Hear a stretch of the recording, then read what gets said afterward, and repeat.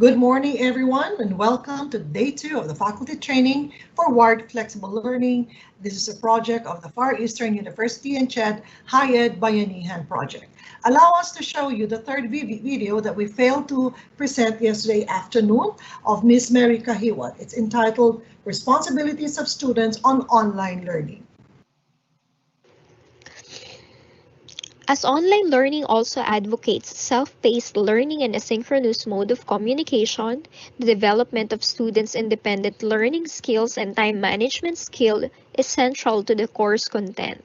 It should be known, though, that many students may not readily exhibit skills needed to carry out fully their role in online learning.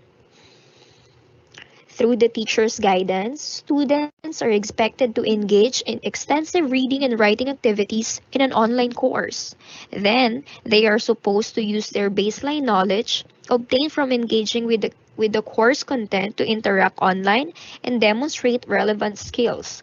Thus, independent learning skills need to be practiced and meaningfully applied by students.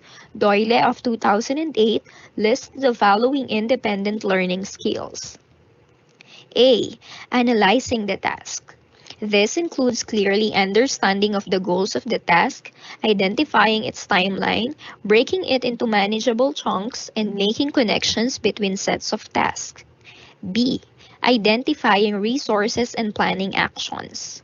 Once the goals of the task are known, the students may proceed to gathering of learning resources followed by planning of actions on how the resources will be used in completing the task. C. Taking action based on planning. This is where students actualize the plan of bringing and using learning resources together and implementing the plan. This also entails self-monitoring how the task is being done and updating the plan as needed. D. Assessing actions and revising plan.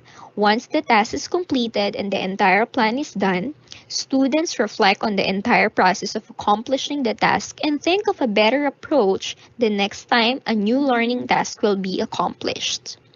In the process of doing independent learning, students should actively engage themselves with course content for them to be able to take part in relevant conversations with their teachers and co-learners.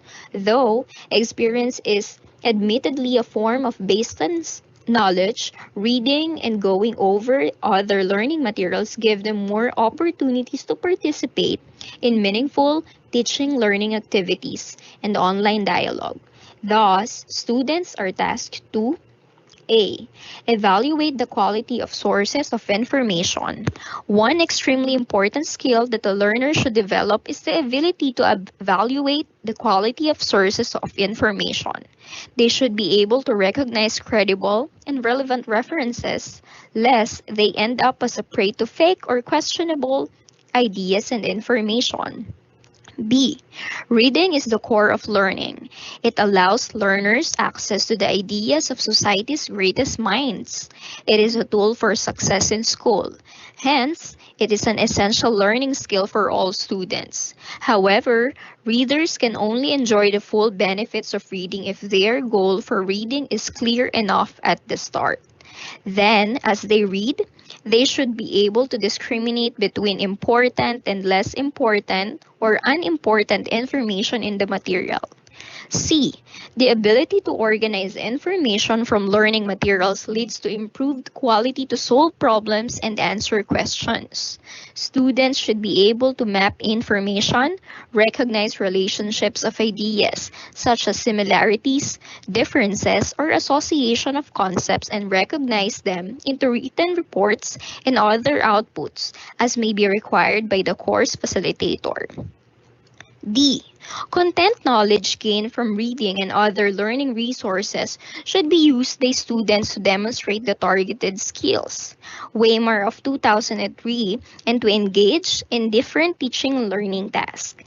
Student-led discussions, web resources discussions, and case study analysis are some of the activities that they can engage in to practice in their independent learning skills. E. Only when students are familiar with the available technology can they use the online medium to their advantage. Being at home with the technology used in the course keeps them connected to their teacher and co-learners and allows them to always be on task. The success of online learning, whether synchronous, asynchronous, or the combination of both, is not solely dependent on the quality of electronic content, but rather on the interactive nature of the courses whose success rests on the students' independent and collaborative work, on the proper moderating and assessing of interaction, and on the choice of appropriate technology by the teacher.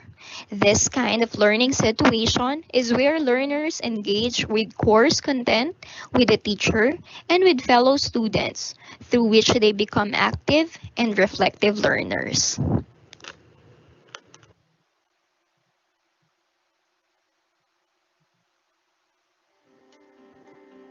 Here in FEU, we stand for future-ready learning. For continued education, not just for our students, but also for ourselves. Because by learning more about our students, we learn how to be better educators. For educational innovations. Because better, more responsive teaching techniques that put emphasis on learning instead of just passing help our students be better prepared for the future. For turning knowledge into wisdom, not just accumulating it, so we can fulfill the potential of every student to be a future leader, and not just an achiever. We are FEU, and we stand for a future-ready generation. We stand for future-ready learning.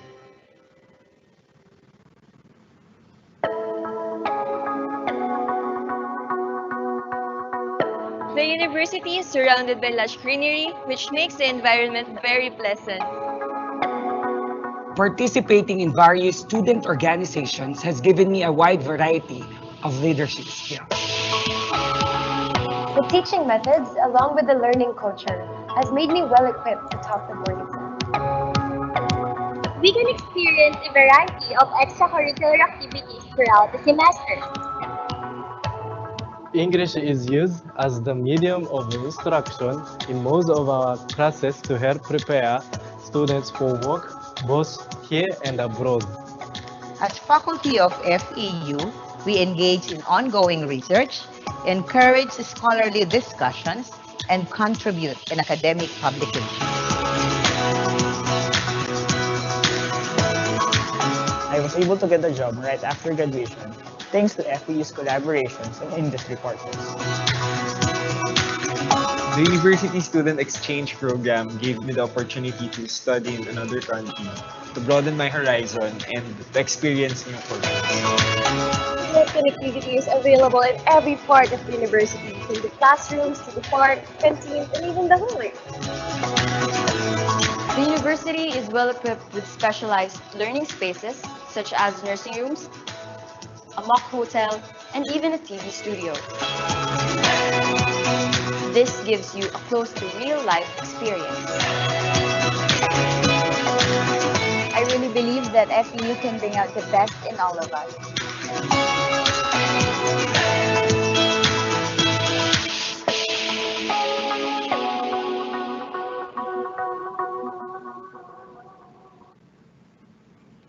Good morning, everyone, and welcome to Far Eastern University CHIEd HIEd Bayanihan project.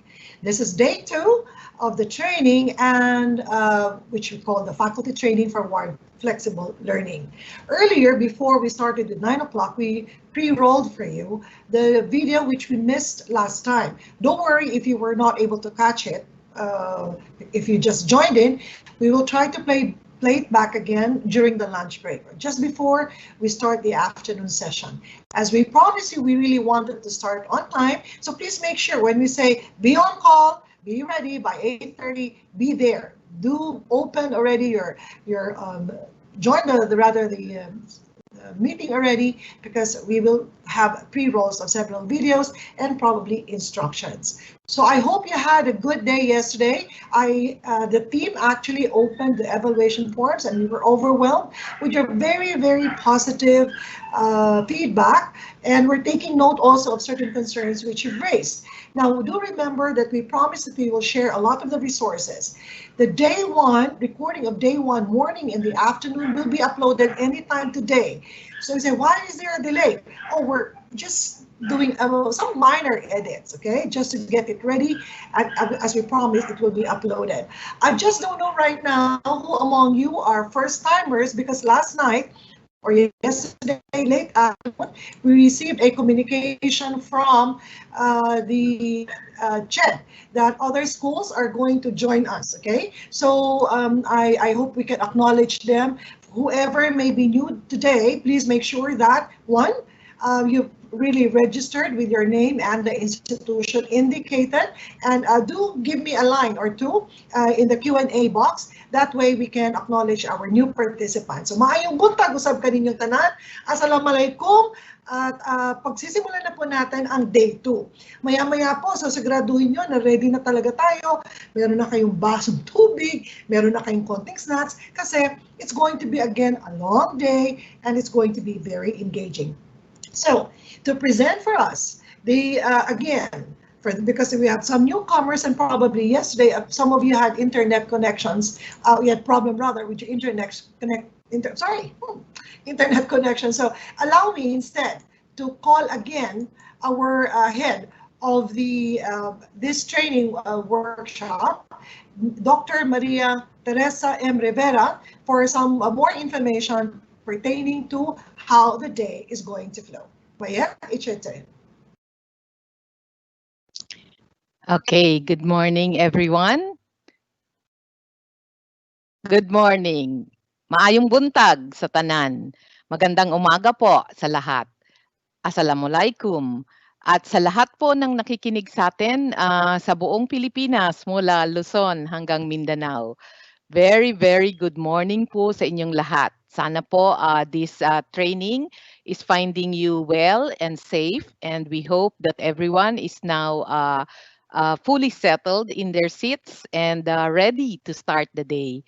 So for this morning po, we would like to show you again, for those who were not able to come yesterday and those who had difficulty starting the day early because of logging in or internet connectivity. And we also got some emails that some can only come in again this morning or the whole day. So we are giving you a recap of the training overview and what we had given yesterday and our day 1, which actually nag-start na po kanina before tayo nag-umpisa. Meron pong third video na napakita na, and you can always replay that. So even this session, we can always replay this. So we hope that you will be able to give us a good view of how this training had been in the morning and in the afternoon. May I request Oliver, can we just show our slide? Okay, may house rules lang po tayo, no? So kanina nasabi na ni Ma'am Liz, this should be for all those using Teams Live, our house rules for the whole period from today until the afternoon, until the last day on Friday. Please come to the sessions promptly. As we said, it should be at 8:30 in the morning, so we can see, and you can also see the different sessions that are happening before even the main session at 9 o'clock. Sorry for that, a little bit of that glitch. No? So, ipa-flash na lang po namin sunod. So ito po ang ating training program. Next slide, please. Okay, as part of our training overview on faculty training for wired flexible learning, there will be 2 parts of the training. The first one will be integrating content knowledge and education technology. And what will happen here is that this will be the part where you will be taught, or maybe you will learn online instruction, where an overview of the whole online learning pedagogy and the design of the delivery and assessment aspects of instruction will be taught. The modules will also include designing of the course learning outcomes and the CIB. No? Makikita nyo po yan ngayon kaagad this second day. And also this training, since this is output oriented, there is this CIB, as I mentioned, the course information booklet, which will be the material that hopefully you can produce at the first part of the training. In the second part, you will have to learn skills to effectively guide and motivate your students to achieve the course learning outcomes. And you will also learn skills to assess student performance in an online remote learning environment. And what does this part focus? This is on facilitation and assessment in wired flexible learning output. So this training aims at making the faculty, this part of the training will make the faculty be equipped in the delivery and assessment of online instruction. The modules here cover online instruction for both declarative and functioning knowledge, including the activities and assessment techniques that the faculty you can explore. No? So there are a lot of options to explore, and these one are the pedagogical techniques and activities that is very important for you as the faculty and for our students. And also together with the output-oriented design of Training 1, you have a matrix of online presentation and performance-based assessments. So here you will see po the module order from the beginning since yesterday. Yesterday, we had an overview of teaching and learning online and an introduction to an LMS or an onboarding of our LMS that will be also used in our training. Yeah, that's for AM and PM. For today, we will experience in the morning designing a course expected learning outcome or CELO in an online learning environment. And for the afternoon, you will be writing a course information booklet. Our speaker will help you go through the whole process of writing a course information booklet. Tomorrow in the morning, this is the session, as I mentioned earlier, on teaching and learning online for declarative knowledge and teaching and learning online for functioning knowledge. In the afternoon, there's the tech shop again, using LMS in online delivery for declarative and functioning knowledge. For Wednesday, August 20, we will be having that's Thursday, assessing and grading declarative and functioning knowledge in the morning. And in the afternoon, you will have an online presentation and performance-based assessments, and you will go through the process also of this presentation and performance-based assessments. By Friday, which is our last day in the morning, you will explore online presentation and performance-based assessment platforms. And in the afternoon, you will have a breakout session where you will explore these various productivity tools and platforms, and there will be different speakers who will help us and guide us through this exploration in each of the GE areas. No? So whether it's English, math, all science and technology, and all the other areas that you are involved in, you will be guided by our speakers, and there will be breakout rooms and breakout sessions where you will have a chance to interact with our experts on each of these fields, especially in the GE courses, and you will be doing all this and talking and experiencing about the productivity tools and platforms. And by the afternoon, we will be having presentation, your presentations also, and then later on, the closing activity or the closing ceremony. So we close on Friday, and that's the whole of our training.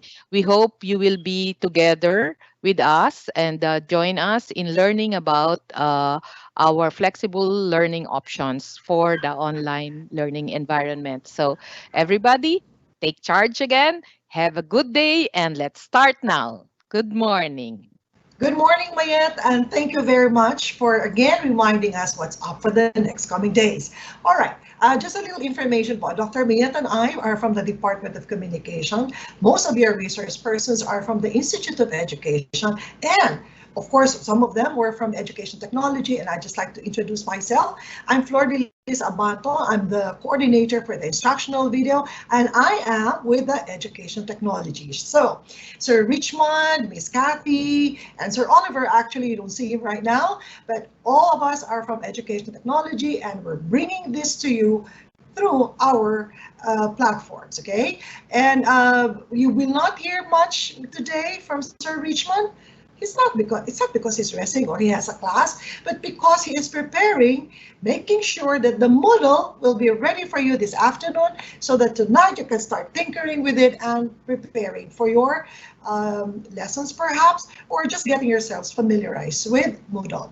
Also, in a few minutes, we'll be already uploading the recordings of day 1 sessions, that of the morning and a separate one of that in the afternoon. We will put it up again in FEU Manila Institute of Education. So if you found it a little bit difficult for you to catch up, don't worry, because we will replay it. I mean, you can have access to that, and then you can constantly replay it and then pause and then take down notes. But I strongly suggest, just like, you know, students, you always have your notes and your ball pen, because in the next presentations, you will have to learn, you will be learning a whole lot from all the other resource persons. But first, let me acknowledge that we have a lot of people now signing in or have been greeting us good morning. Very quickly from Pangasinan State University, Renovic Ripolio, Jennifer Tuazon Gutierrez, Julius Canino from PUP Manila, Mary Ann Samsona from LPT, I think, again, this is from Pangasinan State College, Flor de Lisa Ferrer from Taguig City University, Lea Ingalia from Capi State University, Dumarao Satellite College, maaga na buntag, no? Or aga sa'yo, okay. From Central Bicol State University, Vergel Mirana, Belia Supi from Central Philippine State University, Main Campus, Kabangkalan City, Negros Oriental. From Cebu, Maing Buntag ni Mudong, or babae ba ni Richelle Munisit. From Don Mariano Marcos Memorial State University in La Union, Patrick Vergara, Zizzle Don Abesha from MSU, Mindanao State University, Ivan Ibarro, CPSU, Kabangkalan, Negros Occidental, Michael Angelo Ranyosa from ACLC, Annabel Buendia from DMM, I think this is Don Mariano, no, in La Union, JP Kahapay, Infotech College, Marcos Highway, again, from PAS College, Alexis Cromwell, Arandia, Southeast Asian College, Hill Angeles. Okay, I'd stop there because I would otherwise I'll take the whole day. Anyway, I'll greet the rest of you during the next succeeding breaks. Meanwhile, I'd like to remind you that through the course of the discussion, you may ask questions. You can post it in the chat box. There you have the Q&A. You can type them. I was aware that some of you requested if you could possibly be seen on cam as well, and your voices can be heard. Unfortunately, because we are on a live event, we do not have that capacity, no? And so we apologize, but nonetheless, we assure you, for so long as you've written down your name and the institution and your questions, we will acknowledge and we will raise this to our resource persons. Now, if you have questions to the third video that we presented before the official opening of day 2, don't worry again, maybe after the first speaker's presentation, we still have time before the 11 o'clock, we can have Sir Joseph Hintalan on board. That way he can respond to your questions if you have any with regards to the third video that we presented before 9 o'clock. All right, so at this point, allow me now to introduce the first speaker for the day, okay? His presentation is Designing Course Expected Learning Outcome, or CELO, for online learning. Our resource person had finished his MA in English language at the University of Santo Tomas, and he published researches in the areas of sustainability education, reading strategies, and curriculum. Currently, he is the managing editor of the Asian Journal on Perspectives in Education. This is a publication of FEU's Institute of Education. He is also a faculty member here with us at Far Eastern University. Friends, it's my honor to present to you our first resource person this morning, John Angelo V. De Leon. Angelo, it's your turn. Hello, good morning everyone. So I'll be just sharing something. Okay. I hope everyone had a fruitful discussion from yesterday's session. So things that were discussed last time was rather it was mentioned ideas from the learning outcomes from yesterday's discussion. So hopefully from today's session, we will try to understand what facets of learning outcomes should be done inside a classroom and in turn, how for us to design it properly for our students. Okay, so what are the contents of this presentation? So we have 3 pointers that we have to understand. So the first one will be the aims, objectives, and outcomes. I think we have a bit of confusion in terms of differentiating the definitions of these 3 terms. So hopefully, once we have gone through this, I'll be just briefly discussing this. So hindi siya yung focus in a sense ng discussion natin because it's the learning outcomes. But I'll try to explain the idea so at least you have an idea of what the differences of each are. And also what is a course expected learning outcome, which is the purpose of this discussion. And next is the constructive alignment. Okay, for the next pointer, we'll be discussing about Bloom's digital taxonomy, the structure of a learning outcome, and also sample learning outcomes. So hopefully after the activity, which we will have right after this presentation, after this slide, you can think about any topics that you might want to work on a learning outcome, and then also the recommendations. Okay. Yesterday I was planning of an activity that will make the participants engage on writing a learning outcome. But then when I was watching the first session, yesterday maraming tao. So I was kind of expecting na ma-assess ko lahat, ma-analyze natin lahat yung mga examples that will come out from the activity. So ang gagawin na lang, what I thought was just choose one from the examples that will be presented and then we will analyze it. So for the outcome, for the learning activity outcome, I want each and every one of you to write one sample of your course expected learning outcome.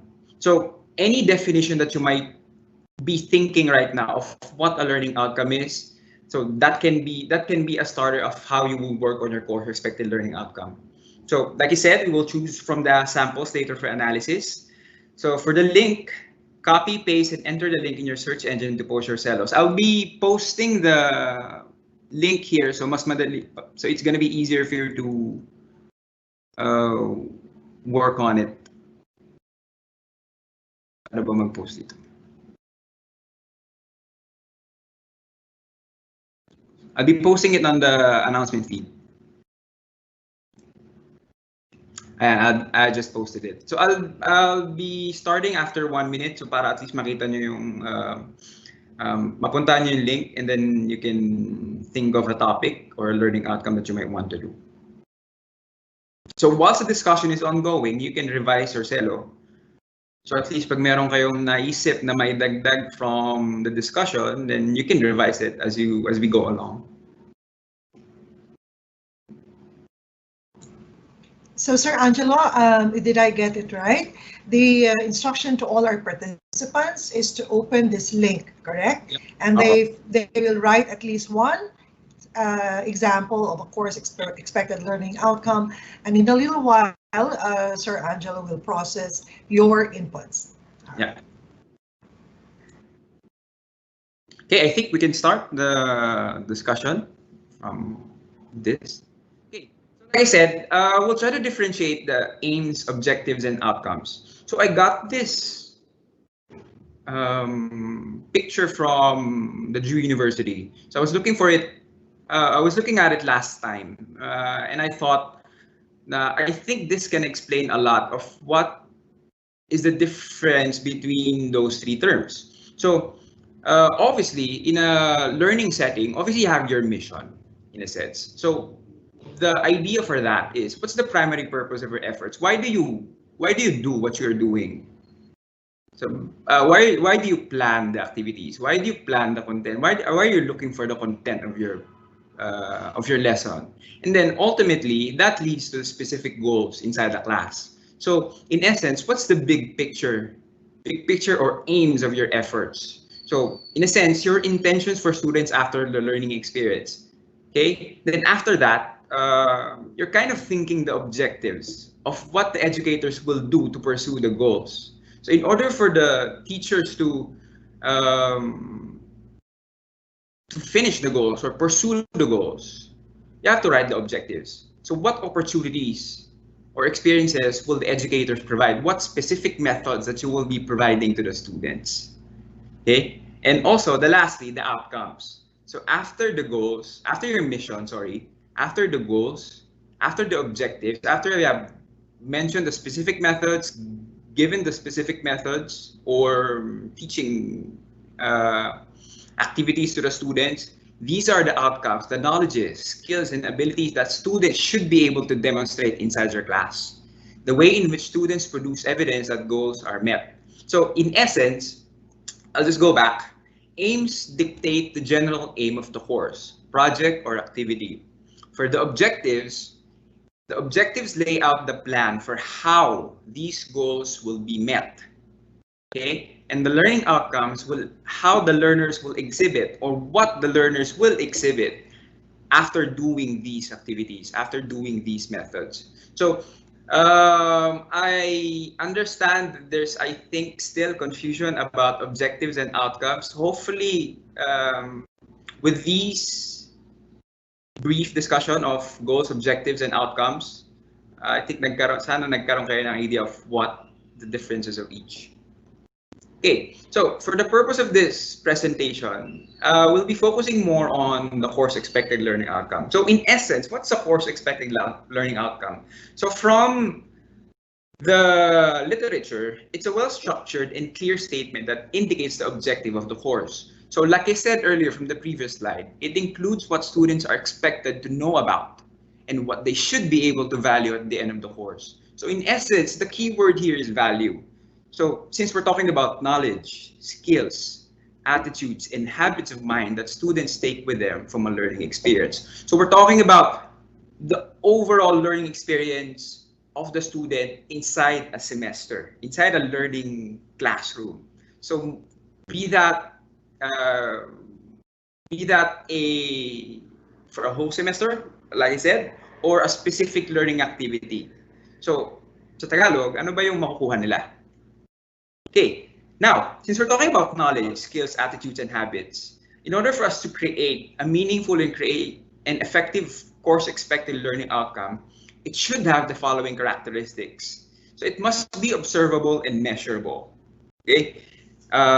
Next one will be, it must be written in a language comprehensible enough to the students. So in a way, the language that you will use in writing the course expected learning outcomes should be catered to the needs of the students or mas maintindihan nila ng maigi, ng madali. In a sense, we should level our expectations in terms of writing the course expected learning outcome.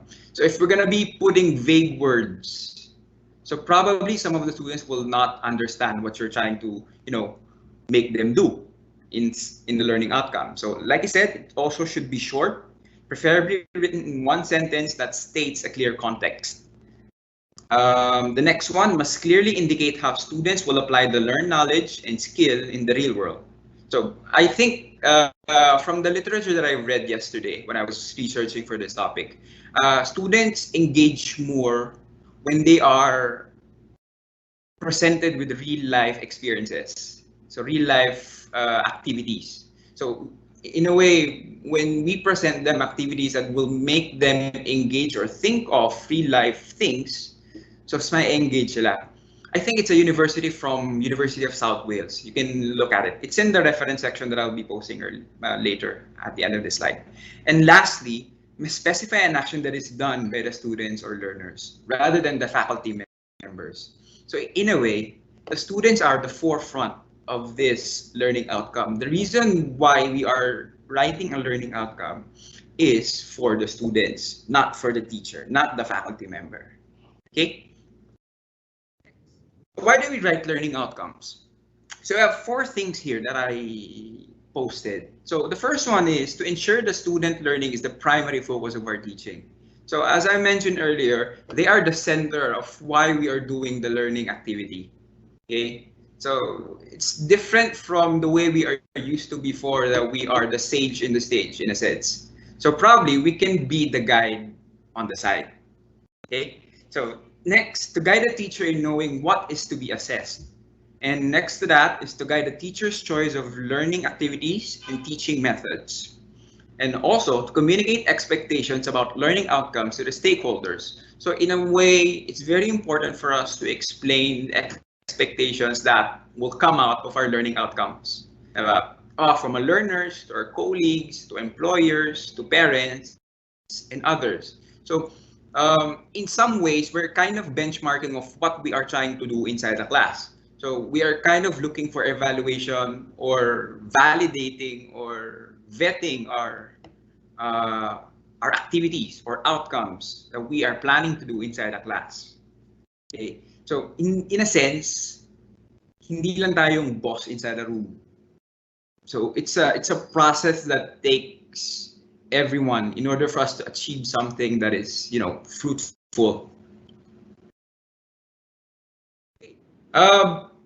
This one is important in a sense, since I was looking for a specific topic that might explain how important a learning outcome is. So I got this from Biggs 2003. So he's I think a professor of education, if I remember correctly, that focuses on teaching and learning.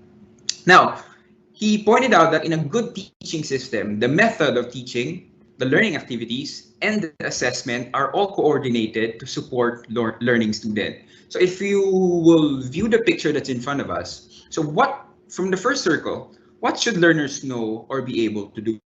So that's the learning outcome. So you might be thinking, ano ba yung gusto nating or naiisip nating dapat malaman ng mga student? So you start with that. You start with an idea of what you think that they might learn. So from that learning outcome that you might be thinking, how can you process that learning outcome? How can you work on it? How can you manage or how can you meet that intended learning outcome or course expected learning outcome? So you might be thinking of methods and how to work on that. So we go to teaching learning activities. So how will the learners learn? Paano nila malalaman? Paano nila makukuha yung outcome that you are thinking of? Now, once we're done with the first two circles, the next question with that is obviously how to assess if the learners learn something, right? So the question for that is, how will learning be measured? So paano natin ma-assess if the student learned something or learned the skill that is intended for that outcome? So in essence, once you answer that question, you will go back to the initial question, to your outcome. So na-meet mo na ba siya? Then so it's a circular thing that we are experiencing if we're doing constructive alignment. So in a sense, at the heart of constructive alignment is the students. So siguro wala dyan sa bilog, pero at the heart of that is the students. The most important thing is that let the students know what they're working towards, the destination in a sense. Once you have the destination or the path to that destination, you can figure out the teaching methods, how you will meet that teaching method, how you will meet that learning outcome. You can have a blend of teaching methods. You can use every teaching method that you can at your disposal. But at the end of the day, the most important thing is that the outcomes are met. Kung hindi man siya na-met, kung hindi naman siya na-meet, if the outcomes are not met in a specific learning environment, we can always assess that and revise it as we go along. Anyway, I think that's the creative part that we teachers that we have to, in a sense, master in order for us to provide learning or engaging activities, engaging environments for the students. Okay, hopefully I explained that clearly. All right, Sir Joseph. I'm sorry, Angelo. Yeah, let me, just before you proceed with this slide, Yep. so that you would be ready to call in their examples of their CELO. May we Yeah. remind everybody, please, to check your Q&A. The moderator, Ms. Chini Aparisha, actually has sent you the link to the activity that Sir Angelo is requesting you to join in, so that he can go over your list and then apply what he has just shared with you as to the requirements or elements, and you can refine and have a better understanding of what the CELO is. Yes, go ahead, Sir Angelo. Thank you, ma'am. Okay, just to summarize what I had discussed on the previous slide about the constructive alignment. So 3 things that we have to remember that are involved in the furnishing of the constructive alignment. So we have to clearly define the learning outcomes. You have to think carefully of what your planned outcomes will be. Okay, and the next one for that is selecting teaching methods and learning methods that are likely. So I'm not saying that there's a specific teaching method for a specific learning outcome. So what I'm saying is you can have every learning method that you might want to do, as long as it's connected to the learning outcome and the learning outcomes are achieved. Okay, and lastly, the assessment of the student learning outcomes and checking to see how well they match with what was intended. So these are the 3 things that you might want to remember if you go back to your respective universities and you're given a chance to work on a course expected learner, which I think you will be given a chance to, since we are all teachers. Okay. Now, sorry, ma'am. I think we are at the portion where we will be entertaining questions. If I all right. Yes, Sir Angelo. Yes, okay. At this point, friends, you may now type in your questions if you want to say clarifications. And perhaps as what was instructed earlier, the link has been provided to you. Kindly write a sample of your CELO. And then maybe while you're writing it, may ask Sir Angelo, maybe you can go back again to that slide of yours where you have like a triangle, what a CELO is, the 3 circles, so that we give them some time to accomplish this. Do you want them to do the writing now, sir, at this point? Ma'am, I think the participants can do the writing now as we go along with the discussion. So the reason why we paused for a minute to see if may questions. Okay. So at least tayo, kung meron tayong questions that we might want to entertain. So. All right. Okay. Thank you, sir. So again, mga kaibigan, please put in your questions if you wish to have some concepts clarified. Kindly indicate your name and the institution, and then magtanong na po kayo para po masagot muna bago tayo mag-proceed with the succeeding slides. Okay, so we have a progression of the I think topic. I have one here. All right. I can see one question. I lost it. Sige, I'm also scrolling po. Ang dami na palang pumasok. Sige, sir. Sandali po. I saw the question. I think I lost it. Okay, I think it's here, sir. Fernando Siquete from the Mindanao State University main campus. What should learners know or be able to do? We really have to think if it is observable or measurable. Would you like to react to that? I think this is not really a question, but he stated something like, in answering that question, what should learners know or be able to do? We have to think if it is observable and measurable. Is that the qualifier? Are these the indicators? If you wish to write your CELO, is that the answer? In a sense, if we are writing a course expected learning outcome, we have a specific content in mind, in a sense. So from that specific content, you kind of get a sense of what the student might want to learn inside their class. So that I think is connected to the idea of what should the learners would want to know. I think it's the question. So it really starts from the reading or the content that you might want to introduce to the students. So from that content, from that reading, you gradually go on to work on the outcome, to to work on a specific method and then to assess the method. So I hopefully answer the question. They can anyway write again a question or comment if they want to seek further clarification. Here's a question from Mindanao State University, Marawi campus, from Rosemary Amparado. What is a better way to present the set of learning outcomes? At the end of this module, the students are expected to, or do you say, or you are expected to? I'll say my experience. When I'm working on a learning outcome. Usually I start with, at the end of this module, learners should be able to, in essence, you can choose whatever starter message that you can work on, as long as the preset for the learning outcome, the idea of what a learning outcome is present. So regardless of the statements that you will do, the preset statements, kung the learner should be able to, and so on and so forth. Kahit ano yan, you can use that.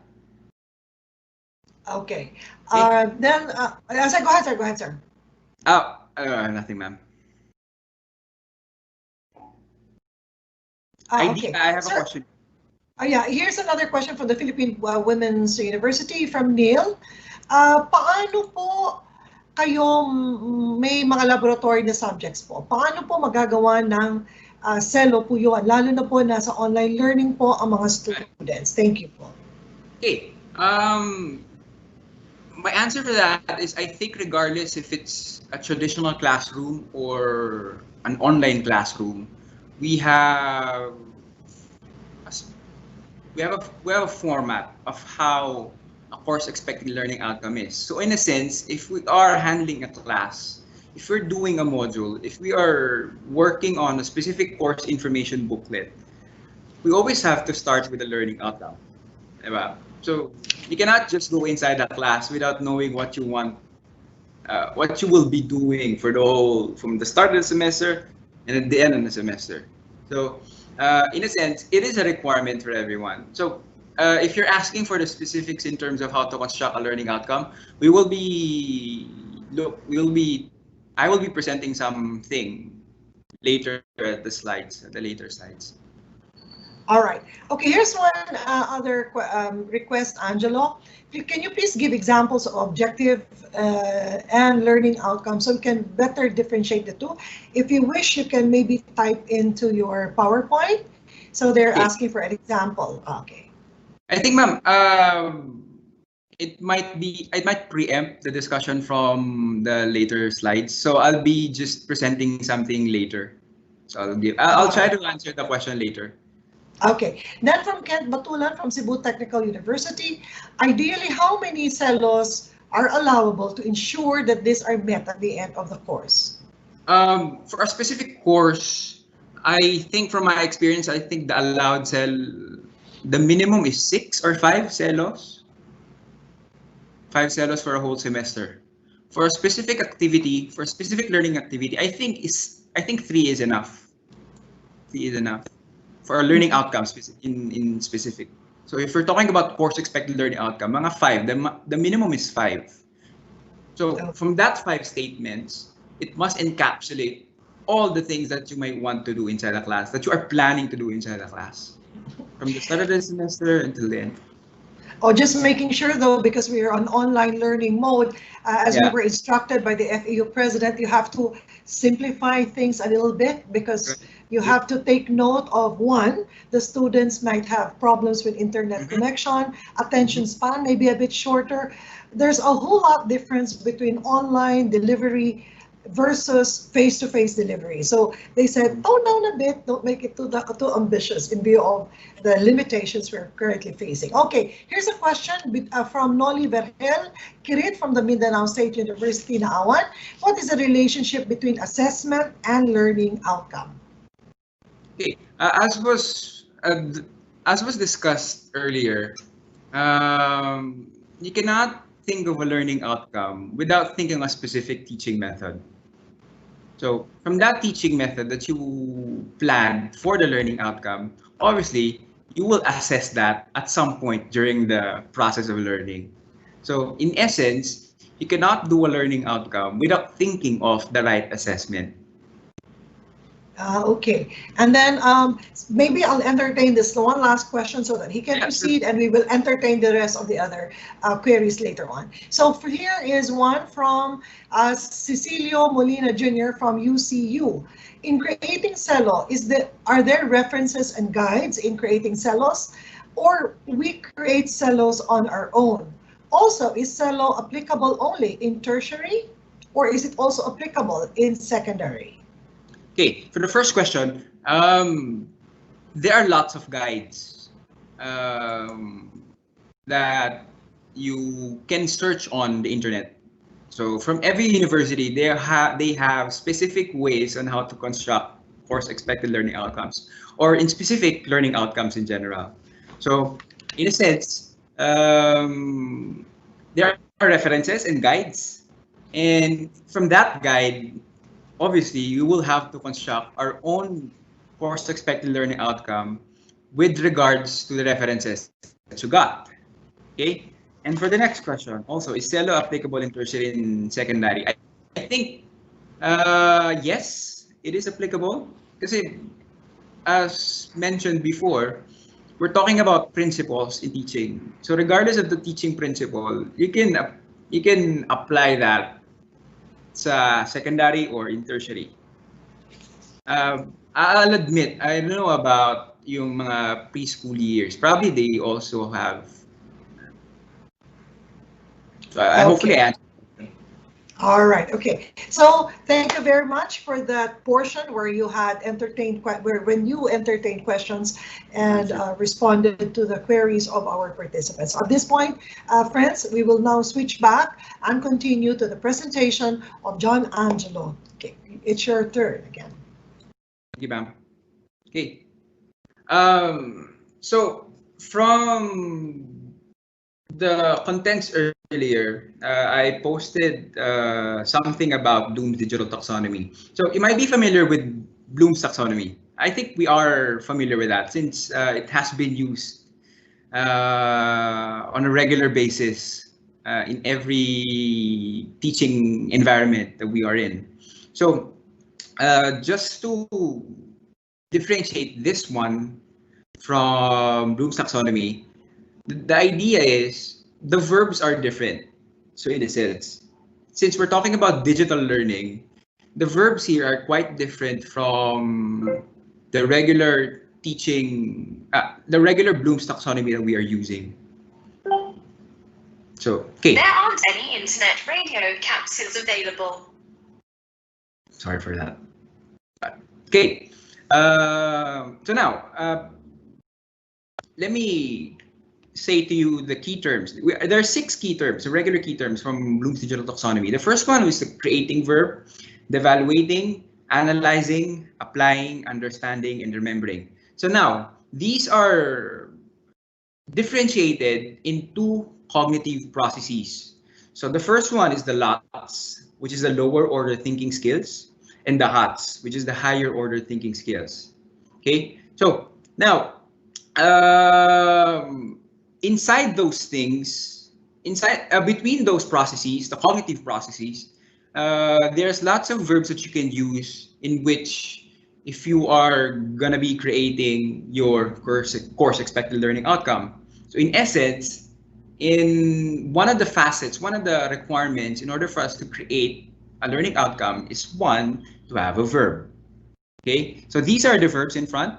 For creating, we have filming, animating, blogging, directing, broadcasting.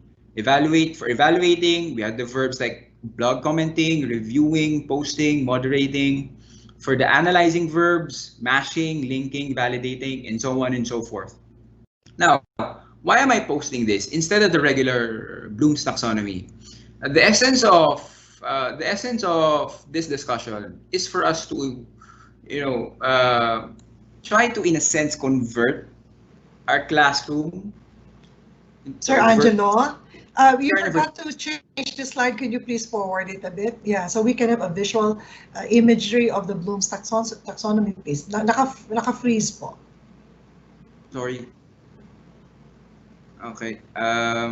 Wait. Pag pala, ko siya. Share. Share presentation. Okay.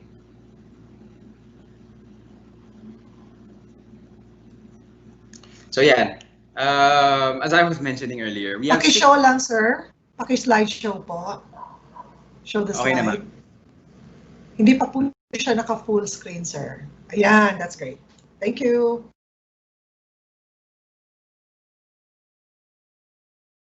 Okay. So as I was mentioning earlier, Sir, excuse. Okay, go ahead. Okay na po, ma'am.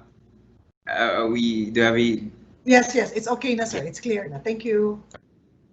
Okay, as I was mentioning earlier, Bloom's digital taxonomy. So we have 6 key terms. So we have the creating part, the evaluating part, analyzing part, applying, understanding, and remembering. Now, these are differentiated in 2 cognitive processes. So higher order thinking skills and lower order thinking skills. So why did I opted to present you Bloom's digital taxonomy rather than the regular Bloom's digital taxonomy? In essence, they're not kind of different, but the main difference is the verbs used. Since we are in the portion where we are trying to convert our regular classes into virtual classrooms.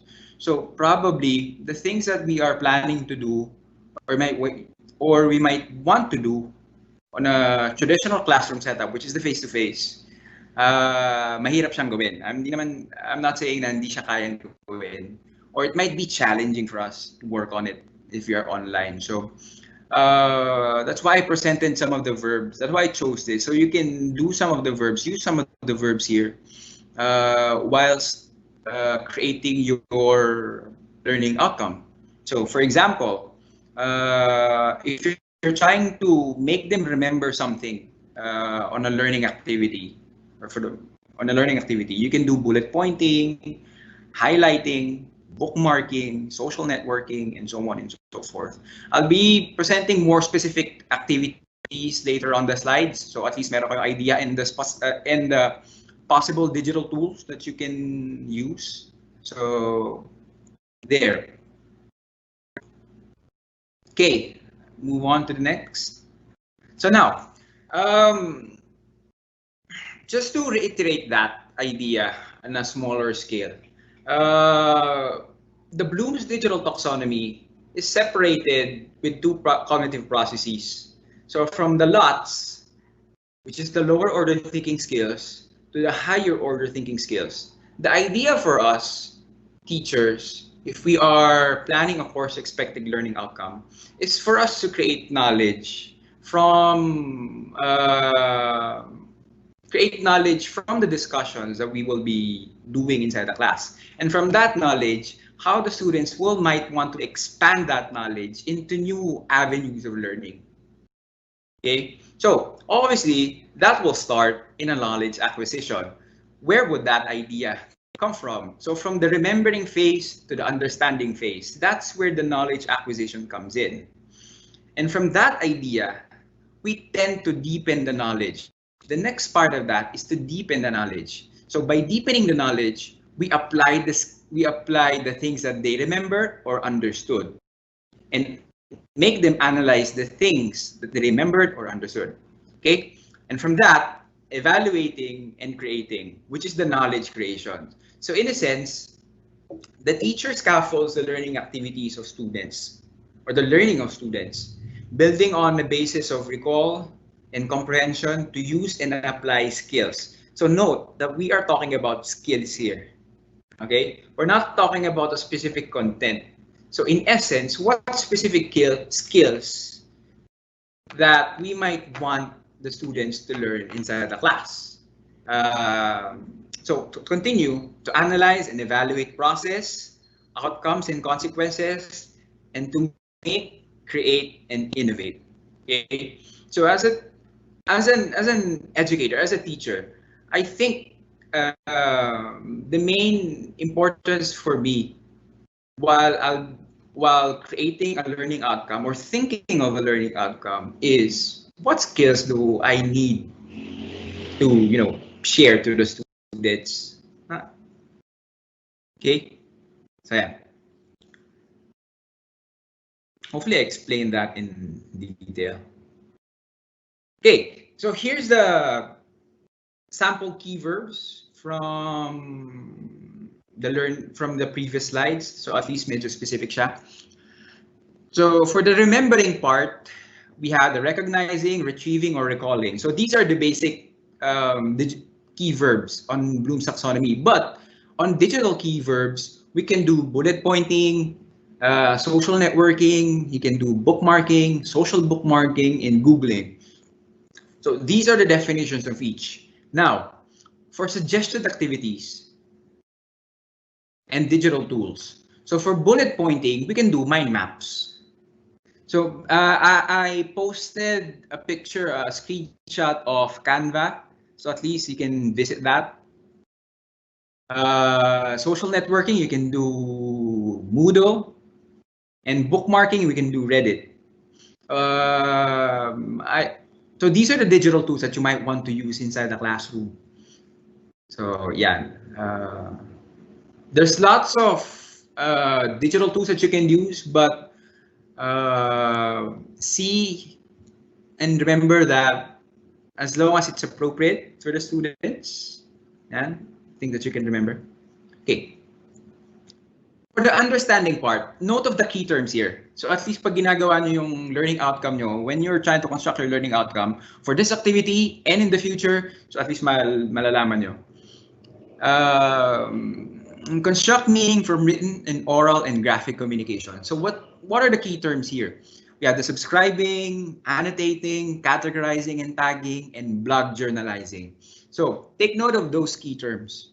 So for the suggested activities, I posted here for subscribing, you can do academia. If you visited academia, you can do that. Pero I think it's a paid subscription. Meron din ata siyang free. But I don't know if you can look for the paid subscription. ResearchGate, if you're familiar with ResearchGate, and Copy Blogger. This one, I posted the link. Kasi when I was looking for examples of this digital tools, hindi ko, it's the first time that I encountered the website. So I thought probably some of you also, it's the first time that you will encounter this. So I posted the link. So for your reference. Okay, for categorizing and tagging, you can use digital tools such as Zotero and Mendeley. So these are the things that we use, that we primarily use, my colleagues and I primarily use during the construction of research. So if you have articles that you might want to search, you can categorize it and tag it as such. So the next time that you will use it, so hindi na siya mahihirapan, hindi na kayo mahihirapan in terms of finding it. Okay, for vlogging and blogging, and this is a common activity for digital learning. For the digital tools that you might want to use, we have the Wix. Squarespace is the same with Wix. I think it's a variation of Wix, variation of Squarespace. WordPress, you can do WordPress, and Joomla.org. I just also the same with Copy Blogger. I just encountered this one for the first time. So hindi siya nag-link. So you can just copy paste it once we posted the PowerPoint slides in here. Okay. Tying. So it's the third step in Bloom's digital taxonomy. So obviously the definition of that is to carry out, use, produce in a situation. Use a procedure in a situation. Sorry for that. So the key terms for this is running and operating, playing, uploading and sharing, editing. Okay. For the suggested activities and digital tools, for running and operating, you can do VirtualBox. I posted the link here.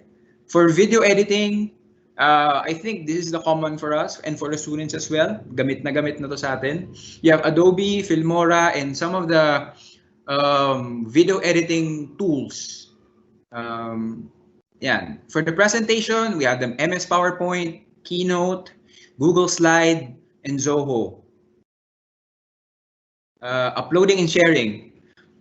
This one is interesting in a sense that if you have if you have architecture students, this tool is fun in a way, kasi you can make them work on a 3D scale. Sample, I tried it 2 days ago and I had fun with it. So, well, you might want to try it yourself. So, pag-isipan nyo if you might want to use that in your classroom. Okay. So these are we're coming into the part where we are on the higher order thinking skills. So for the first two parts, it's the lower order thinking skills. Okay. So what does that mean? So breaking concepts into several parts and determining how each part relate to one another. So we're kind of analyzing each parts and how does it compare and contrast to each and to one another. So the key terms here are linking and mashing. So for example, activities, we can also use mind map and infographics. So Canva, online surveys, you can do Google Forms, MS Forms, and etc. Spreadsheets for linking, you can do Excel, Google Sheets, and etc. And for discussion threads, also I think we can use web links or Reddit. Or if you have LMS like Google, like Canvas, Blackboard, Moodle, you can use that for discussion threads. For analysis. Okay. For evaluating tasks, make judgments based on a criteria and standards. So for keywords here, we have the blog posting, moderating, vlog commenting, collaborating, and networking. So you might be wondering yung verbs na nandito, it's a bit digital. Diba? So you can work on that. So you can work on your learning outcome based on these keywords. Okay. For blog posting, obviously we can use WordPress, Squarespace, Weebly, Wix. For blog commenting, we can do course readings in LMS, problem solving, cooperative debate, and case study. So we can probably do some websites where we can probably look for websites that caters blog commenting, which is also a discussion thread. And Reddit is an example. And also vlog commenting. So this is a common theme for students as well. If you ask them to do vlog commenting, they'll do vlog almost instantaneously. I think it's a norm now. So for vlog activity, you can ask them to post in the YouTube channel or Instagram channel or Facebook Live if you want them to do Facebook Live. So these are the digital tools that you might want to use and the suggested activities you might want to use inside the class. But remember the digital key verbs. And those digital key verbs are key in order for us to differentiate what specific activities for us to use inside the class. Creating. Put elements together to make a coherent whole to produce a new work. So this is the main, I think this is the main theme that we might want to use if we are going to be creating learning outcomes. Well, the main aim of a course expected learning outcome or a learning environment is for them to create something, be it knowledge or produce a specific work. So we have publishing, so develop and produce a digital content through a creative process. So what are the keywords here? So we have programming, filming, publishing, animating, producing, and directing. So some of the suggested activities and the digital tools, you can do also Filmora, Adobe, and so on and so forth. Audacity for podcast, Spreaker, Wix podcast player, and etc. I don't know if you can do podcasts on Spotify or on Apple Music. I'm not sure, but if it's a possibility that you can do podcasts there, you can create your own podcast. You can use that also. Recorded presentation, you can do MS PowerPoint and OneNote. Storyboards, Padlet. We're currently using Padlet. Last time you used Padlet. Yesterday you used Padlet also. And Wakilet. And ePortfolio. Now, the thing to remember with all these key verbs that I presented, I think the thing that I can say is that you have to you have to think, or you have to be creative in a sense to think of a specific verb, think of a specific verb that will capture the thing that you might want to do inside your class. So regardless if it's creating, regardless if it's evaluating, remembering, understanding, and so on and so forth, think of a specific verb that will encapsulate all the things that you plan to do inside your room. But the most important thing is the students are at the center. Okay, so what's the structure of a learning outcome? So here's the question that was posted earlier, kung paano gawin yung learning outcome. So the reason why I posted that is that the reason I posted, I'll be answering the question later, since we have a structure of a specific learning outcome. So now, as I had mentioned earlier, you have to think of specific verb. So the verbs are presented from the previous slides from Bloom's digital taxonomy. So you can use appropriate verbs from each key term. Okay. Now, once you have thought of that specific verb, you have to think of a content. What's a content? Or a topic?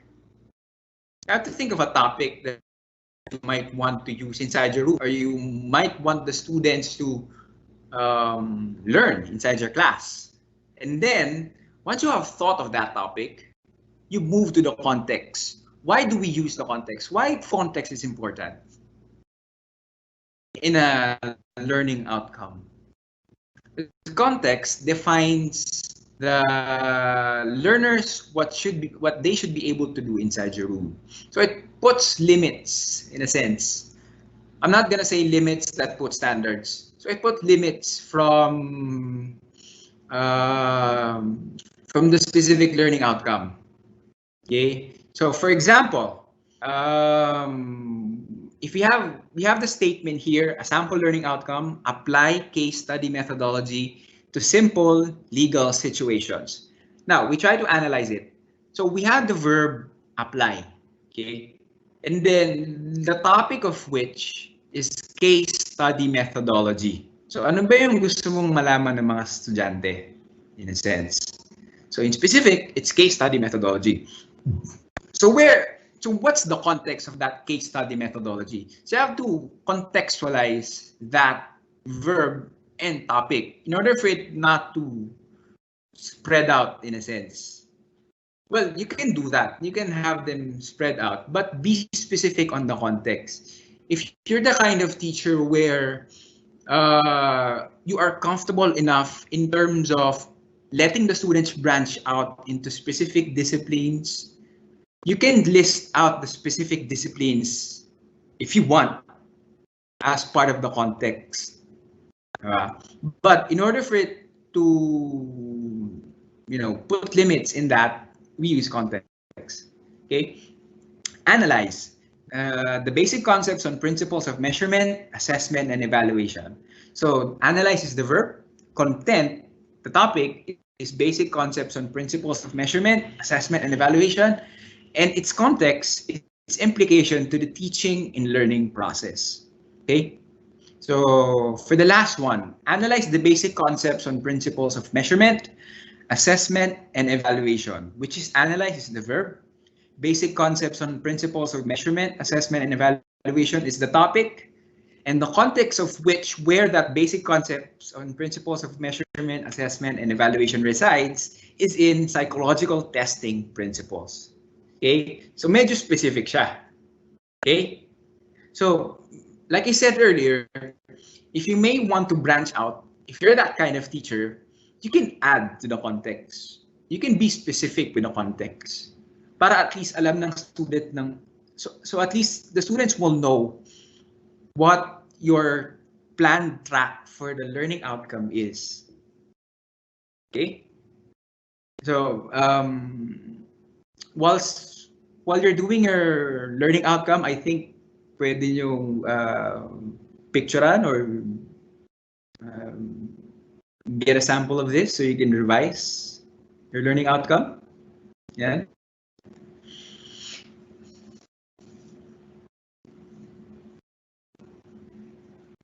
Okay.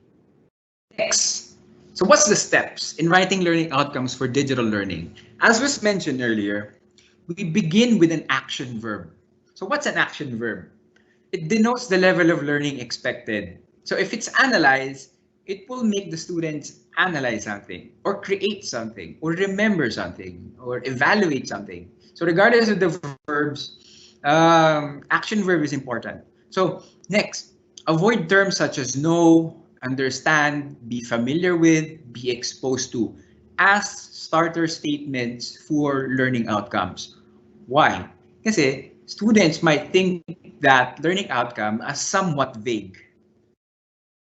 Okay? In order for students to really know what your track is, what the learning outcome will be, or what they will really know after the class, after the learning activity or the course, use specific verbs or action verbs.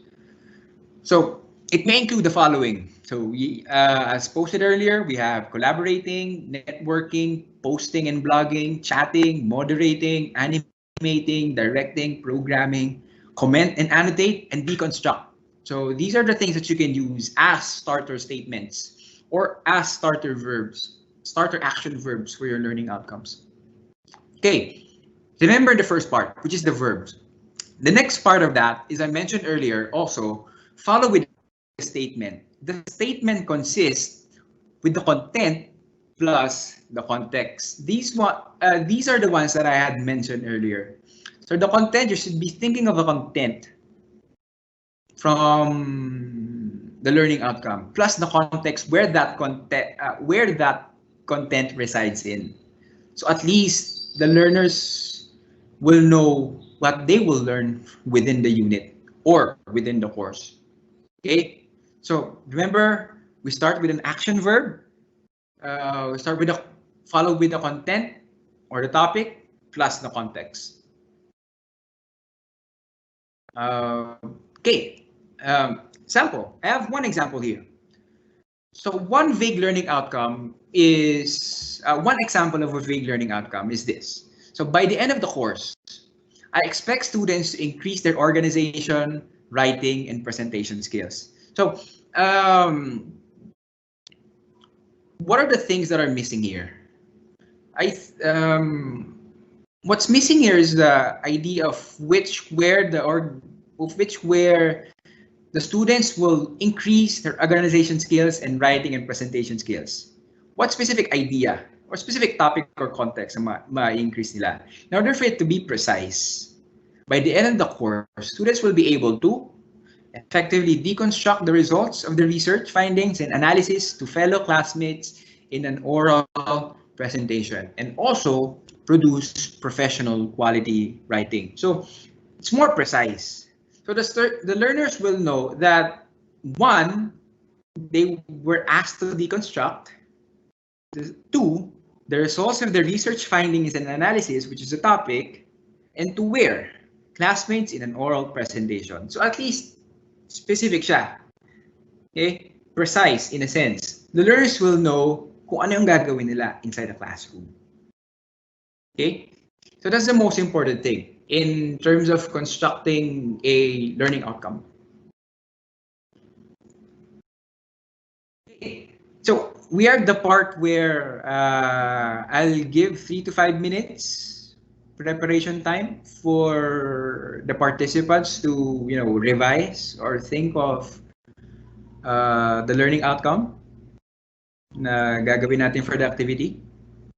So what we will be doing is after 5 minutes or 3 minutes, I'll be getting samples, probably 1 or 2, kasi baka wala tayong oras to cater the time. I'm sorry for all. I know maraming examples from the participants, but we will try to make do of what is in front of us. Okay, so we will do the analysis of sample learning outcomes from the participants with 3 to 5 minutes preparation time. Okay, Okay, thank you so much, Sir Angelo. Question, sir. Do they have to, you actually posted a link, or there was a link that was sent Yes, po. in the Q&A. So is that where they will respond to for the sample spot? And then you Yes. can call it from there. Okay, Yes, yes. thank you. They So will once write. again, friends, I'm sorry, sir, go ahead. That's where they will write their learning outcomes. The Padlet. All right. Okay, so please, for all the participants, a link was provided to you. Kindly click that and write as instructed at least 2 or 3 or even 5 if you wish, CELO, so that once these are all received by Angelo, he can start analyzing it and it will be really a workshop. Okay, I will not read any questions, so we will keep quiet for about 3 or 5 minutes. That way you have enough time. The questions we will entertain only after the exercise. Okay. So we will just simply flash, Sir Oliver will simply flash, okay, the slide of Angela. Thank you, Sir Oliver.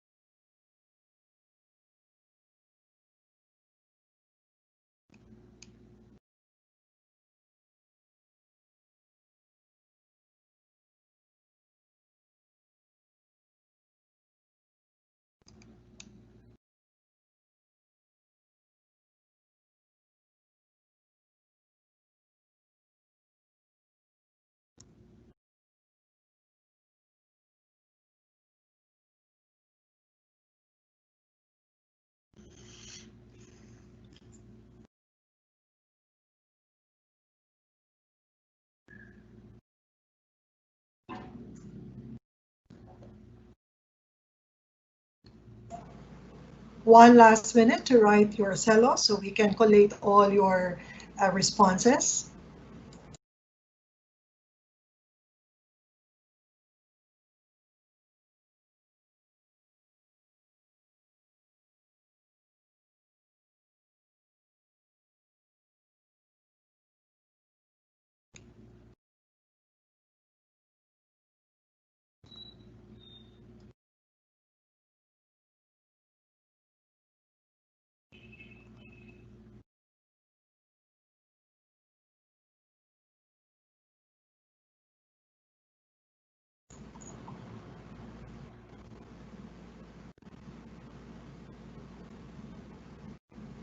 Okay, time is up.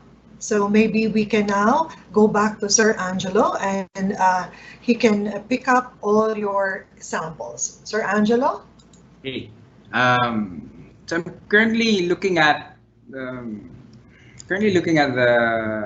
Padlet link, and I'm happy that there's lots of there's engagement from the participants. Ecstatic in a sense to see lots of uh, examples here. So I'm currently choosing 1 or 2. Okay.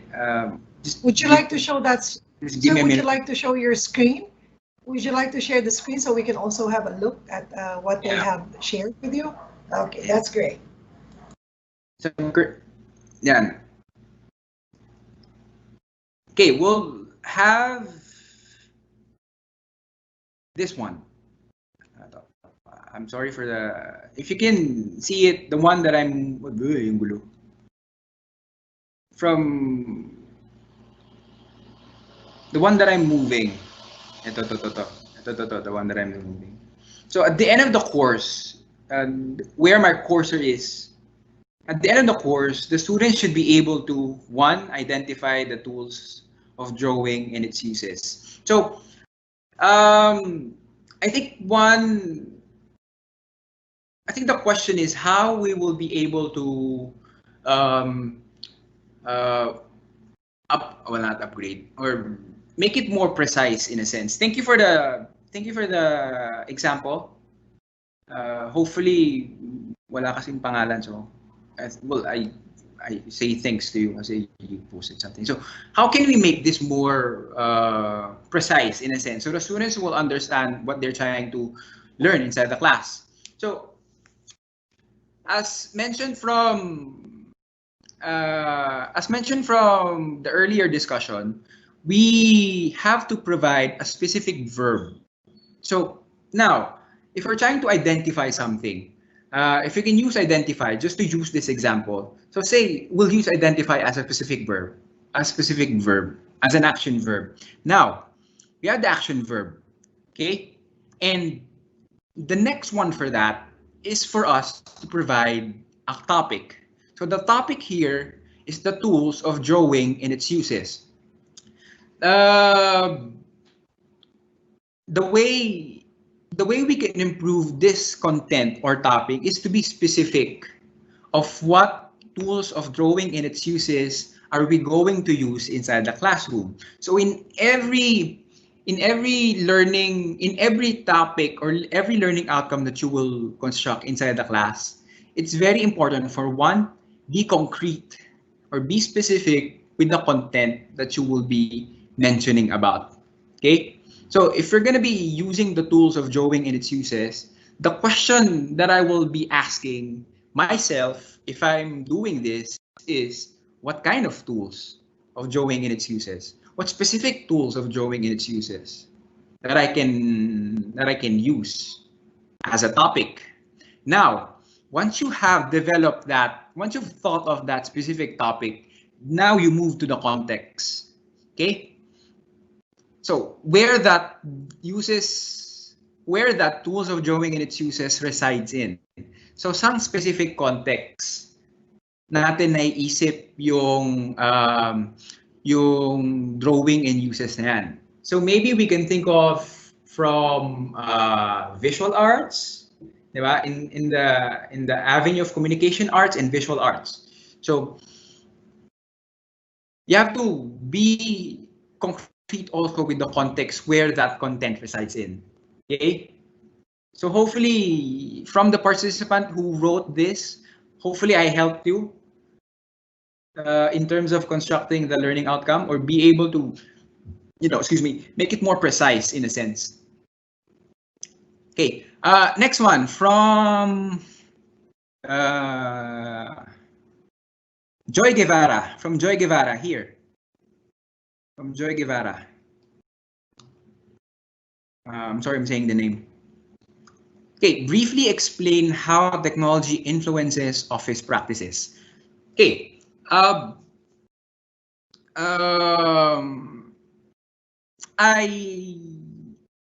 question is, how can we make it more precise? But thank you for the example. Okay, if you can use explain as an action verb, and technology influences office practices. So probably that's a specific topic, but the question for that is, how can we be more concrete in terms of how we will define technology influences office practice? So once you've answered that question, probably you can think of a specific topic that you can use as part of your learning outcome. Now, once you figure out the verb part, which is the explain, also the topic, which is connected to technology influences office practices, to make it more concrete, and then now you move to the context.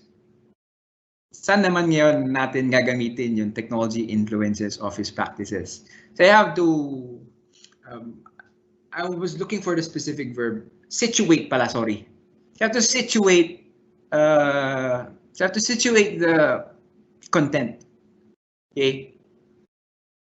I was looking for that word from the start of the presentation. So thank you, Joy, for the example. Hopefully I helped you. And probably we can do one more.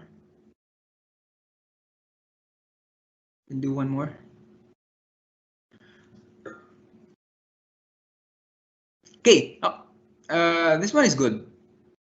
Evaluate a peer-reviewed articles in teaching science. So I think this is good, but it can be better in a sense. So one, you use evaluate, you have an action verb, and a peer-reviewed article. What specific peer-reviewed article? Because if we're talking about research articles, there's lots of articles in mind. So you have reflection articles, you have research articles from peer-reviewed journals, you have education policy journals, education policy articles. So when we say a peer-reviewed article, it's a broad term for a larger whole. Okay, so we might want to be specific with the articles that we are planning to work on, that you're planning for them to evaluate. Okay, so say evaluate a education policy article from a peer-reviewed journal, then you put the context. So probably you can do teaching science. Okay, so like I said, this one's good, but it can be better. Okay, I think that ends the analysis part. There's lots of examples here. I would be really happy to accommodate all of them, but during my discussion, hopefully you can assess your own idea, own learning outcome from the ones that I posted, from the ones that I discussed. Hopefully you can analyze yourself, see things where it's missing, what specific ideas that needs to be included, okay, in order for it to be more concrete. Okay, but the most important thing in essence is that we should be specific in terms of the activities, the context, and the action verb. Okay, you have to be specific. You have to be concrete. Ang iniiwasan natin, if we are writing learning outcome, is to be vague. Kasi if we wrote vague learning outcomes, the next idea for that is for you to explain that to the students.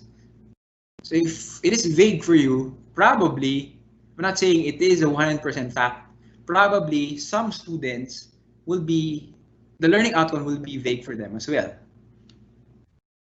So once it takes more time for you to explain something or the learning outcomes to the students, it will eat more of your time inside the room.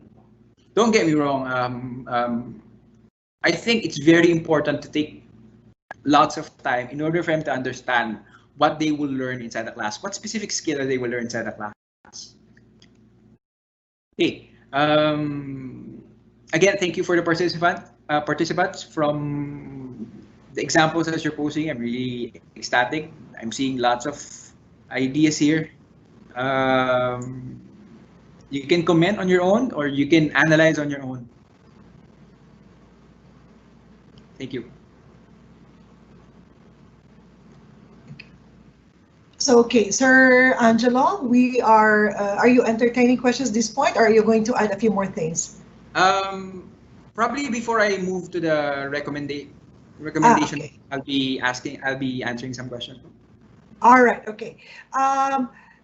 A time check is 10:27, so we will raise a few questions. I mean, we'll take up a few of the questions, and then we should proceed with the succeeding slides, okay?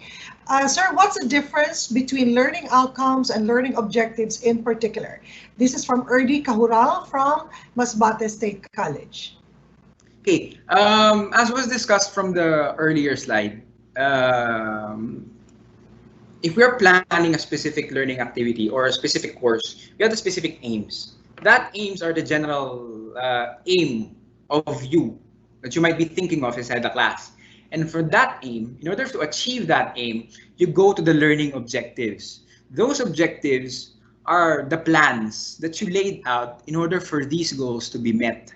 So in essence, these are the methods that you will use. So that's the learning objectives. And the outcomes are the learner's are the skills or the things that the learners will actually learn from the objectives that you will be presenting. So in essence, objectives are the plan, the layout. The outcome is the end result, yung skill, kung ano yung nalaman nila. Okay, thank you. Then here's another question from Michael Angelo Ranosa from LPT. What if there are preset learning outcomes given by TESDA? Do you suggest that we modify the learning outcomes based on their online setup? I think this is a tricky question in the sense that once an organization posted a preset learning outcomes for a whole organization, sometimes you cannot change that, or we are prohibited in terms of changing it. But as an educator, you are the facilitator of your whole class. So in a sense, you kind of have this control of what you plan your class, of how you will plan your class. Pero to answer the question, if there's a preset, probably kung magkakaroon naman, kung you can, to answer it, kung may preset na learning outcome, paano ko masasagutin to without being because of the bureaucracy? Yes. I was thinking I have an answer in mind, but I'm trying to work on a specific answer that will, be bureaucratic and democratic as well. You know what I mean? Being polite as well. Yeah, right. Okay, if there's a preset learning outcome for an that the organization gave, if you will be given sanctions if you derive from that, well, probably you cannot do it. But as an educator, syempre, like I said earlier, you have the freedom to work on your classroom. So you have to use that freedom of yours in order to provide learning opportunities for your students. And that's okay. I think the best way that I can answer it. Yeah, or perhaps you rewrite your CELOs, but you don't necessarily, well, you can present that perhaps in class, but do not come up with a printed document to be submitted to your principal or to your dean. Right. Okay, that's the safest way, perhaps. Anyway, here's another question from Melvin Escartin. In order to make the CELO more specific, do we need to apply task analysis? Yes. Since if we're talking about teaching methods that's connected to learning outcomes, obviously you have to analyze the tasks if it's connected to the assessment part and to the learning outcome. So you have to analyze the task that's, you will be planning.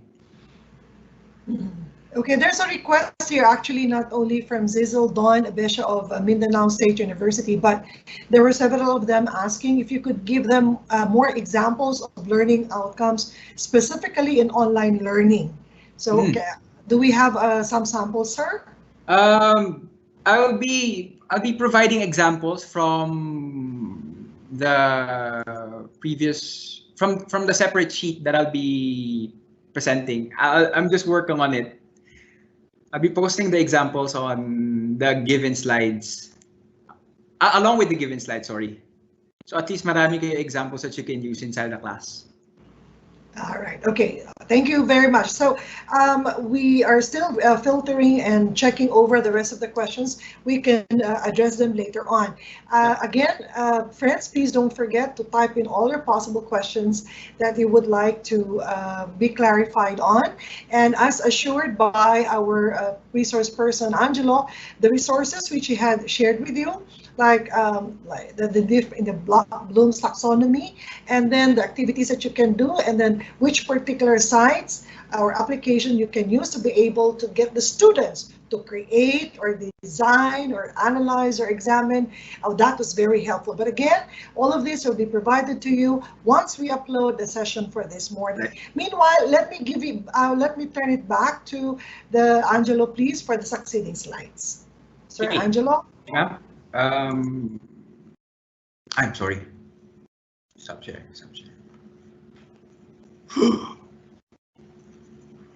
Sorry for that. Okay. So we're at the last two slides. So from this presentation. Now, for the recommendations in terms of constructing your learning outcomes, the length of the specific learning outcomes, kung ilan sila, say 5 or 6 or 3 or 4, it should be no more than 400 characters. Like I said, it should be written in a comprehensible language. It should be short. It must be student friendly in a sense. If the student learning outcome, it's quite long for the students, probably hindi nila maiintindihan. It will be challenging for them to understand what you're trying to convey to them. So also, it's a challenge for us teachers to think of a concrete but also concise learning outcome. Yeah. With using no more than 400 characters. Okay, focus only on what's important. So what's the important thing inside the class? It's the skills that they will learn. Avoid the trivial ideas. Okay, so in essence, you might want to ask yourselves before even thinking of or before even thinking of the learning outcome, during the construction of the learning outcome, and after the construction of the learning outcome, is think of the skills that they will learn and then work on it as you go along. Okay. Avoid complicated sentences. If necessary, use more than one sentence to ensure clarity. As one of the examples earlier, here, this one, more precise learning outcome. So there's two phrases in there. Since if I'm gonna be including the next bullet on the first bullet, it might be too long. So it might hide the skill or the learning that is present on the first bullet. So what I did was to, put it on the next bullet in order for it to be more concrete. Okay. ILOs must be realistic, not aspirational. All passing students should be able to demonstrate the knowledge or skill described by the learning outcome at the end or at the conclusion of the course. So realistic meaning what's the statement? What will they learn? Okay, what will they learn at the end of the course must be realistic enough in conjunction to the learning outcome. Okay, next should be easily understood by the learner, which is transparent, applicable. Learning outcome should emphasize way in which the learner is likely to use the knowledge or skills gained. So as was mentioned earlier in my previous slides, probably you can use real world examples, real life examples, real life skills. So in order for it to be more concrete or relatable to them, you can contextualize it into your own social constructs. The applicability of that. And lastly, talk to the students. In order for us to construct a meaningful learning outcome, as was mentioned before, it's a learning process that involves everyone in the learning community, be it the students, teachers, administrators, parents, if they are present, talk to them. So inside the learning classroom, if you have the chance to rework the learning outcome, consider the student's perspective and ask what should the student be able to know, do at the end of this unit, so that they could not do it, do at the end of this unit that they could not do at the beginning. Sorry. Okay. So in a sense, it's very important for us to, look for the perspective of the student so they will know what they will learn, what they are currently learning, and give them the opportunity to assess if they learned something from the whole course or the specific activity. So just to end my presentation, I'll be saying a specific idea. A learning outcome statement, yung action, the content, and the context should capture in an integrated way the abilities, skills, attitudes, and or values that will demonstrate the attainment of that outcome. So in essence, the students are the forefront of during the construction of a learning outcome. Okay, so hopefully you understood something from my presentation. Thank you so much for listening. Thank you very much, Sir John Angelo De Leon, for your presentation on designing the course expected learning outcome for online learning. Actually, we are seeing a couple of questions, and assisting you to respond to the questions are Sir Joseph Sintalan and Chini Aparicio. So because I don't think we can cover everything within a very limited time. But let me see, I might be able to pull up a few more. But just before that, Sir Angelo, let me just remind everyone, and I'd like to show the slide while I'll be probably scanning the questions. Sir Oliver, you may show the slide. Please make sure that everyone is able to log in for today's morning session. The link is provided there on the screen. Also, if you look at the Q&A section, you would find there the link provided to us by Josephine Quinones. Please don't forget to log in for your attendance. Certificates of attendance will be issued for all the modules, not only one certificate for the entirety, but one module, one certificate. So make sure that we're able to properly record your attendance. All right, the time check, it's 10:40. I think we can answer a few more questions. So allow me then to ask you, raise a few things, okay? Hold on. Okay, from Ana Marie Ibardo from MSU University Training Center. The question is, meron po ba kayong maisuggest na e-portfolio? Free and easy to use. Salamat po. E-portfolio, I think Google Drive is it's accessible for everyone. If you have a Google account, you can access the Google Drive. It's a portfolio where you can, store your files in your classes. If you have Office 365, we have the OneDrive. That's the one that we're using, OneDrive. Most of our files are in there.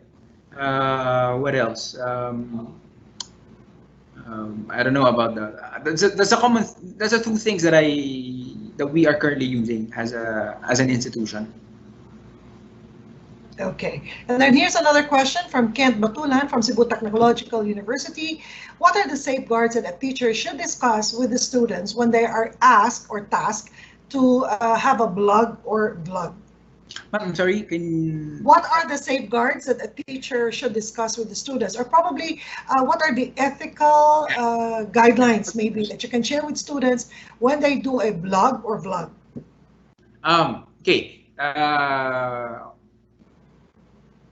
Before, I think I asked my students to work on a video presentation, and ultimately, in a snap, they thought of working on a vlog. They associate video presentation with a vlog. So, the ones that you see on YouTube, they're walking, they're saying something while they're walking. Obviously, when they're walking, they can see people around. You can see people around when you're holding the camera. I think one of the considerations that I told them is that if you're doing videos, I think ethically you should blur the faces of the people around you. Kasi wala naman kasing consent sa kanila na papakita sila sa kanila yung na makita sila sa video mo. So they might think of that as, you're violating their private space in a sense. So one of the things that I thought of is be wary of the statements, be wary of the surroundings around them. Kasi people might not be appreciative of what they're doing, especially if they're doing vlogs. Okay. And also the copyright, copyright, what else? Okay. Yeah, so on and so forth. Yeah, thank you so much. May I share just also a very brief experience. Many years ago when I was training on educational broadcasting in the United States, we were even, before we can approach anyone, no, just for short sound bites, example, we would ask them, what are your thoughts about, or what is your opinion about the change in the status, let's say, of Metro Manila's quarantine status from MECQ to GCQ. You know, when we train in the US, we just cannot approach anyone and ask them to go on cam and respond. We have to first ask permission, make them sign an informed consent, and only then can we videotape. Because if we don't have the form, we don't bring it back to the studio, and should one of them complain that they did not give us the authority to show their faces on cam, then we're in trouble and there would be legal cases. So among the things other than what was mentioned by Sir John Angelo, I think you also have to be very careful about a few things. One, you cannot name and show faces of victims, especially of domestic sexual abuse, and if these involve minors. So make sure that students are provided with the ethical guidelines in the coverage or filming or videotaping of children and victims. Also, it may not have been mentioned, but I think some of the ethical standards also require for broadcasting that you should not show faces of very gory pictures, which you often see on Facebook or on Twitter. No, victims of corpses. I mean, victims of extrajudicial killing or accidents. You have to somehow blur the images, and in fact, you cannot, when you do the reporting, you cannot mention the names of those who may have figured in an accident before the family is informed. So even if you watch the movies, you would realize that someone would be knocking on the door and say you have the police authorities coming and informing them, ma'am, we're sorry, but it's to inform you that a relative of yours was caught in an accident, so and so. You don't publish it. So if your question is, bakit nangyayari dito sa ating Pilipinas? Well, yun nga, we're telling you those are not acceptable. Okay, all right. Then there's another question. Actually, Ma'am Chini had responded to this, but I'm going to share this as well publicly because others might have entertained the same questions. How can you evaluate the affective domain in online learning platform of your student? Okay. I think I have something that I will read to you. Let me just find it first. I was looking for assessment task in terms of how to assess the affective domain. So hopefully I can find it here. I was just reading it last night. Pero kung di ko siya makita, I'll be posting the answer specifically, or you can give me, or the participants can give me your email so I can answer it. Yeah, okay. Yeah, sige po. We will go into that later on. So allow me to share some of the musings also of our participants. From Fernando Secretti Jr. from the College of Education, Mindanao State University, main campus. He says, I think this pertains to the question earlier about, can you modify TESDA approved or TESDA handed out a CELO? And he replies, that is why we really have to update our course syllabus every semester or every academic year, kasi nagbabago ang pangangailangan ng mga estudyante at kung ano yung present situation. Right? All the more kasi nga online tayo eh. And then, okay. And then he, let me see. Iris Bernardo says there are learning outcomes we can use and modify in the CMOs. Sir, excuse me, CMO is the course What does CMO mean? I think it's a I forgot. Kasi pag ako sa CHED, ang iniisip ko, these are mga memorandum. So, circular memorandum order. Yeah, I think it has it's to be applied. memorandum order. Okay. These are the CHED prescribed parang... Yeah, CMOs. Yeah, okay, objectives. All right, okay. Okay. I think... Sige, sir, go ahead. No, it's not really a question, sir. She made a comment. There are learning outcomes that we can use. Probably they can see in the CHED CMOs, and then they can modify it.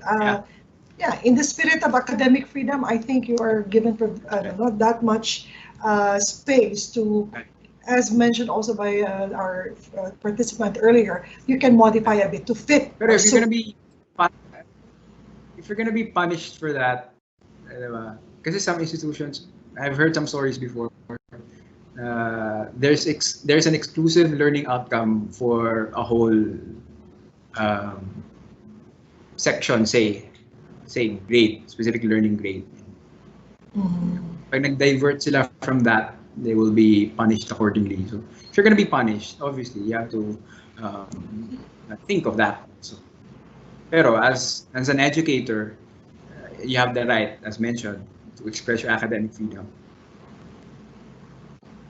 Yeah. All right. So let me see if there are other questions. Okay.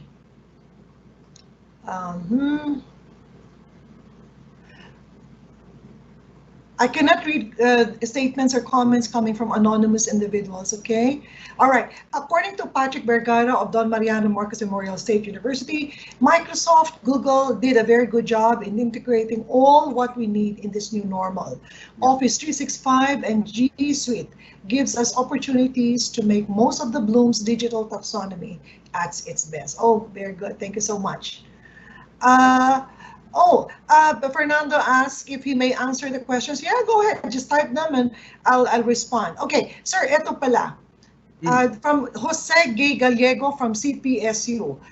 Sir, I would like to clarify which is the most appropriate to use in making the learning outcomes. What is the most appropriate to use in making the learning outcomes?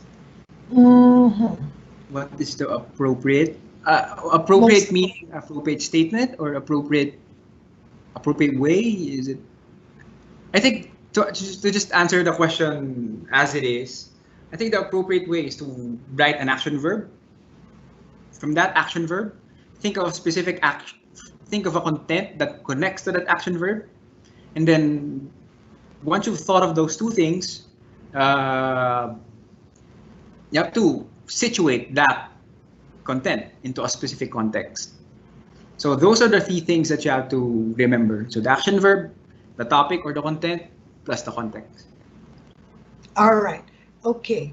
From Flor de Lisa Ferrer of Taguig City University, learning outcomes are presented in our syllabus. Does this training suggest that these learning outcomes must be modified since most of the institutions are shifting to flexible learning?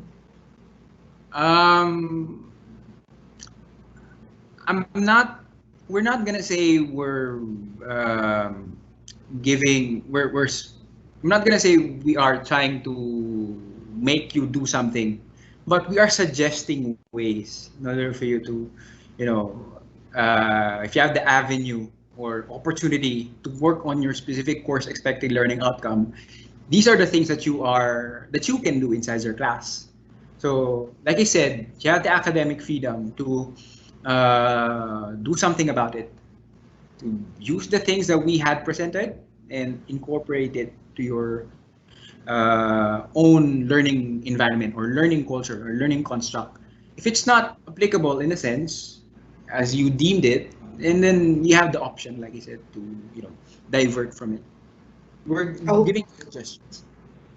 All right, thank you very much. And as mentioned, as clarified by many of the participants, the CMO made reference to the CHIEd memorandum order. Okay, this is the circular. Okay, thank you so much again, friends. Let's give him a very big round of applause. Thank you so much, Sir John Angelo De Leon, for sharing with us your learnings and in constructing CELOs, and Ako personally, I truly appreciate more the more the other than giving me that Bloom's taxonomy, the activity that we can specifically do under such objective, and then the links to the resources that we have. All of these will be made available to all of you later as soon as we have collated all the materials, and we will edit the morning session. Once again, before we close the morning session, please take note once again the link to the attendance this morning. This is shown on this. This will be shown on the screen by Sir Oliver. Kindly show it, please. And also, if you look in the Q&A section, there is a link which you can simply click into, and that will direct you to the attendance sheet. We would like to acknowledge the able support provided to us by Josephine Pipay Quinones, Ma'am Chini Aparicio, Josephine Talan, both of them were also responding to some of your queries. Mayat and I are limited. We're not into education. We're in the area of comm. Also, we would like to thank, of course, the able assistance, technical assistance of Oliver Brioso and Richmond Lim, and of course, the director of EdTech, Ms. Kathy Katamora. We would also like to thank, of course, all the faculty members and the Dean of the Institute of Education, Dr. Harold Kulala, for spearheading and conceptualizing the whole module or the whole training actually, and the support of the administration from the President of the University, Dr. Michael Alba, the Senior Vice President for Academic Affairs, Dr. Maria Teresa Tino, the Vice President for Academic Development, Dr. Mirna Quinto. Well, time check, it's 10:54. After this, we will be breaking for lunch. We're 4 minutes actually earlier than 11 o'clock. Hopefully, you'll somehow gain again from this morning. Do remember that before the close of the day, we shall send you evaluation forms, and we will take note of the comments. As I have mentioned, there are things that I would like to apologize. I could not possibly put you with your cam and put you with your mics on. We're simply reading the questions. And there were other points raised, like making the pacing a little bit shorter. I mean, not slower, rather. We are taking note of those. And again, all resources will be shared. And in fact, I just don't have the link right now, but later in the afternoon, perhaps you will be given already the link. You can check your Facebook, the account of FEU Manila Institute of Education for the videos of yesterday's sessions. So on behalf again of the Institute of Education, the FEU administration, our head for this HIEd Bayanihan project, Dr. Mayet Rivera, and the Institute and the Education Technology. Thank you very much for joining us this morning. Please make sure that you are on board, you have signed up and signed in by 12:45. That way, whatever we can show you, just pre-roll before 1 o'clock, you can catch it. This is Flor de Lisa Banto, thanking each and every one of you for your participation. Magandang umaga po. Maayong lami o nga paniud to unta ang inyong makaon karong paniud to. So maraming salamat. Mag-ingat po kayo. Thank you so much.